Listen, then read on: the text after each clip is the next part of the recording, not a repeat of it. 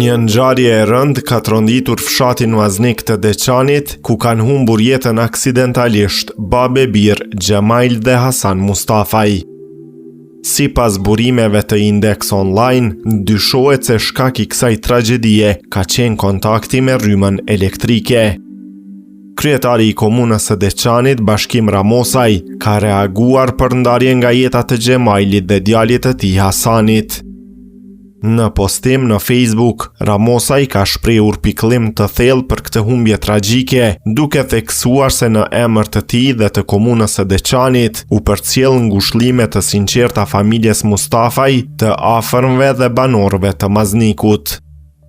Me pikëllim të thellë mora lajmin për ndarjen tragjike nga jeta të Gjemail Mustafaj dhe birit të tij Hasanit nga fshati Maznik. Në emrin tim dhe të komunës së Deçanit, i shpreh ngushëllimet më të sinqerta familjes Mustafaj, të afërmve dhe të gjithë banorëve të Maznikut. Në këto çaste të rënda, ndajmë dhimbjen me ju dhe lutemi që të gjeni forcë për të përballuar këtë humbje të madhe.